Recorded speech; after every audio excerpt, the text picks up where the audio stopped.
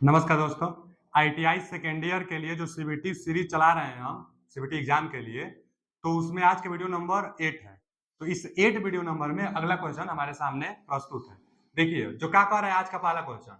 जो आज का पहला क्वेश्चन बोल रहा है कि थ्री कला स्क्वायरल केज इंडक्शन मोटर में, हम बता दें कि यहाँ से एक नई चैप्टर हम लोग थ्री फेज इंडक्शन मोटर भी स्टार्ट कर चुके हैं।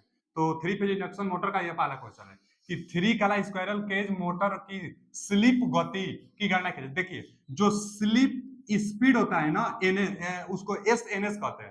तो स्लिप स्पीड क्या होता है? तो इसका होता है सिंक्रोनस गति में से रोटर गति को घटा देंगे हम लोग ना। सिंक्रोनस गति में से रोटर गति को हम लोग जब घटा देंगे तो यही कहलाता है स्लिप स्पीड। तो इसमें कौन सा ऑप्शन है? ये स्लिप स्पीड क्या होगा? A option. A option is correct answer. यहीं से अगर स्लिप पूछ देता तो हम लोग बोलते एनएस माइनस एनआर, बटा में क्या आ जाता? एनएस। तो यही स्लिप हो जाता। और स्लिप परसेंटेज पूछ देता तो गुणे 100 का मल्टीप्लाई भी कर देते। तो स्लिप परसेंटेज पूछता तो गुणे 100, स्लिप स्पीड तो एनएस माइनस एनआर। तो ये स्लिप स्पीड पूछा है, केवल स्लिप स्पीड पूछा है कि कैलकुलेट द स्लिप स्पीड। तो एनएस माइनस एनआर। आते हैं अगले क्वेश्चन की तरफ। जो अगला क्वेश्चन है आज का हमारा, देखिए ये एक पिक्चर जो है इंचिंग कंट्रोल का है। इंचिंग को ही जॉगिंग भी कहते हैं। तो जॉगिंग अथवा इंचिंग कंट्रोल। तो देखिए इंचिंग कंट्रोल क्या इसका लाभ है? पहले तो फिगर दिमाग में बैठा लीजिएगा, ऐसा फिगर आ जाएगा तो इंचिंग का है।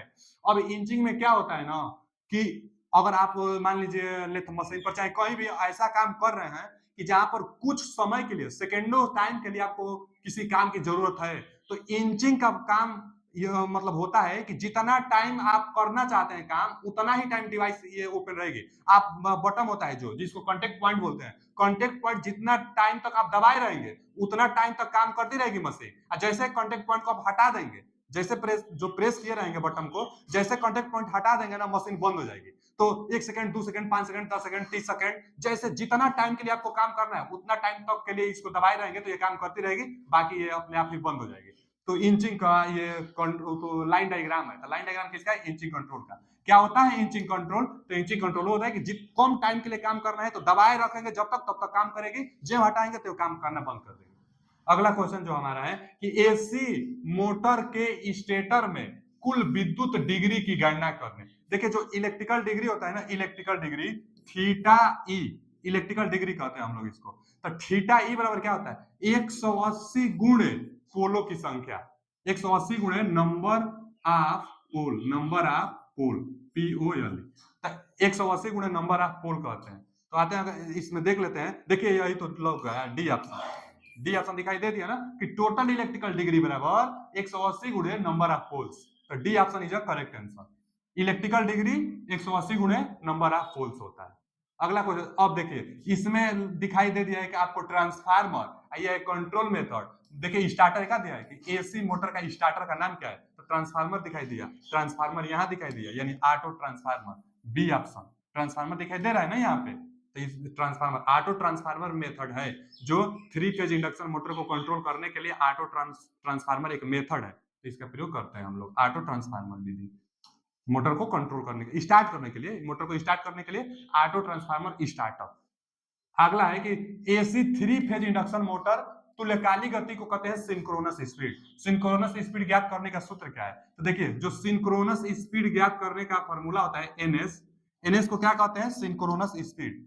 सिंक्रोनस स्पीड को ज्ञात करने का जो हमारे पास फॉर्मूला होता है, यहां लिख देते हैं हम। सिंक्रोनस स्पीड एनएस बराबर 120 एफ बटा में पोलो की संख्या, यही होता है सिंक्रोनस स्पीड। जितना फ्रीक्वेंसी और पोलो की संख्या पर सिंक्रोनस स्पीड निर्भर करता है। देखिए क्या दिखाई दे दिया, सिंक्रोनस स्पीड बराबर 120 एफ बटा P. A option is correct answer. Synchronous speed 120 F बटा में पी। अगला क्वेश्चन, पूर्ण लोड पर 10 एचपी दिया है ना, 10 एचपी। देखिए यहां पर देख लीजिए 3 HP 10 HP three column induction motor, three phase induction motor के लिए फ्यूज दर ज्ञात कीजिए। देखिए एक फ्यूज करंट पूछता अथवा एक फ्यूज दर पूछता। तो फ्यूज करंट को हम पहले समझते हैं। जब three phase induction motor running की स्थिति में होती है तो 1.5 गुना एचपी का, जितना एचपी रहेगा उसका 1.5 गुना करंट लेगी रनिंग कंडीशन में three phase induction motor. Starting में करंट की ज्यादा आवश्यकता होती है तो 5 से 6 गुना, मतलब 5 से 6, मान चलिए 5 गुना, 5 गुना करंट ले लेती है three phase induction motor starting के टाइम में। अच्छा वो कितना एचपी का? सिंगल फेज इंडक्शन मोटर होता ना तो 6 गुना ले लेती, जबकि यहाँ पर पूछा क्या है, करंट नहीं पूछा है, फ्यूज दर पूछा है कि फ्यूज दर जो फ्यूज आप लगाएंगे वह कितना का होना चाहिए। तो जाहिर सी बात है कि वो भी पूर्ण लोड पर, मतलब कि रनिंग की कंडीशन में, तो रनिंग की कंडीशन में फ्यूज दर कितना कितना होगा, तो उसके जो जो करंट लेगी उससे ज्यादा ही फ्यूज करंट रखेंगे ना, तो 1.5 गुना यानी 15 एम्पियर आएगा। एचपी का 1.5 गुना, एचपी का 1.5 गुना यानी 15 एम्पियर, तो 15 एम्पियर से ज्यादा ही रखेंगे, 15 एम्पियर से जो ज्यादा दिखाई देगा वही रख लेंगे हम लोग, किसके लिए, तो फ्यूज दर के लिए। क्या है कि फ्यूज जो लगाएंगे हम लोग तो वह जब जलेगी तो जितना रेटेड रहेगा उससे ज्यादा होगा, तभी ना फ्यूज को चाहेंगे कि खराब हो जाए, जितना रेटेड है उससे कम तो चाहेंगे नहीं, तो फ्यूज दर तो यानी 15 तो रेटेड होता है, लेकिन फ्यूज दर इससे ज्यादा 25 ampere. C option is a correct answer, तो सी ऑप्शन होगा फ्यूज दर सी। और करंट पूछता तो 1.5 गुना, फुल लोड का 1.5 गुना करंट होता है एचपी का। अब देखिए यहाँ पर यही तो है इंचिंग, अब क्या है, यह एक्सिलरी बाइंडिंग है, जितना टाइम तक ये कंटेक्टर में रहेगा उतना टाइम तक ये काम करेगा, तो सहायक कॉन्टेक्ट बोला जाता है इसको। C option is a correct answer, सहायक कॉन्टेक्ट, जितना टाइम तक ये कॉन्टेक्ट में रहेगा उतना टाइम तक ये बंद परिपथ रहेगा और काम करता रहेगा। तो एक्सिलरी, एक्सिलरी मतलब सहायक, सहायक कॉन्टेक्ट, एक्सिलरी कॉन्टेक्ट। आते हैं अगले क्वेश्चन की तरफ। जो अगला क्वेश्चन है हमारा, ये देखिए ना, ये बास्केट, बास्केट की तरफ फिगर नहीं दिखाई दे रहा है, बास्केट की तरफ, तो क्या होता है, सिंगल लेयर बास्केट बाइंडिंग है। A option is correct answer, single layer basket binding, option A correct answer.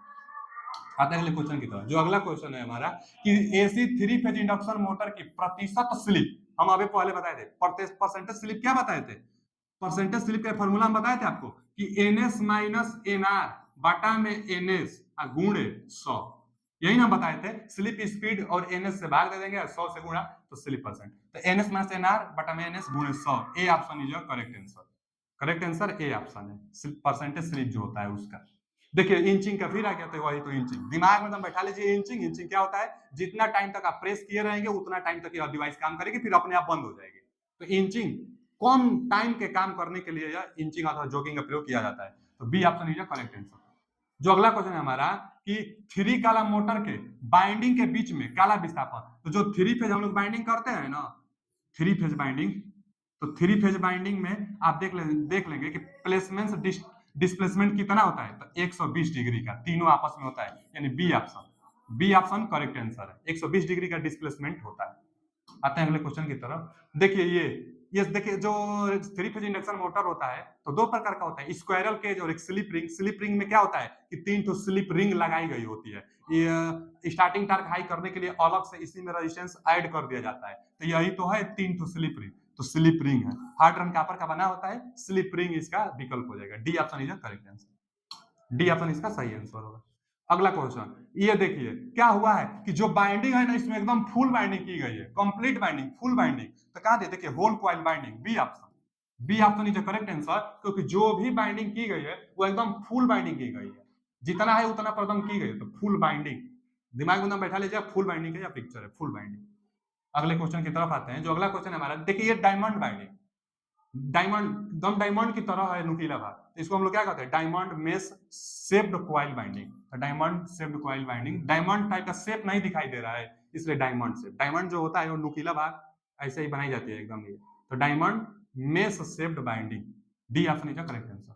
आते हैं अगले क्वेश्चन की तरफ। जो अगला क्वेश्चन है कि 3 फेज इंडक्शन मोटर में किस गति को सिंक्रोनस गति कहा जाता है, तो 3 फेज जो होता है उसमें ना मैग्नेटिक फील्ड की जो रोटेशन होती है वह सिंक्रोनस स्पीड पर ही होती है। जैसे हम लोग सप्लाई देंगे तो एक मैग्नेटिक फील्ड इंड्यूस होगा, जब मैग्नेटिक फील्ड इंड्यूस होगा तो वह मैग्नेटिक फील्ड सिंक्रोनस स्पीड से रोटेट करेगा, तो वही तो पूछ रहा है कि नो लोड स्पीड पर, फुल लोड स्पीड पर, रोटेटिंग मैग्नेटिक फील्ड स्पीड, ठीक है, हम तो यही तो अभी बता रहे हैं, C option is correct answer. C option क्या है, rotating magnetic field synchronous speed पर गति करता है 3 फेज इंडक्शन मोटर में, तो जो मैग्नेटिक फील्ड होता है सिंक्रोनस स्पीड पर गति करता है। ये देखिए ये जो सिंबल होता है ना ऑटो ट्रांसफार्मर का, एकदम ध्यान से देखिएगा, जो ये सिंबल होता है यहां से दे देगा चाहे यहां से दे देगा, तो ये ऑटो ट्रांसफार्मर, तो ऑटो ट्रांसफार्मर का हो गया, और है क्या, यह स्टार्टर है, स्टार्टर प्रतीक का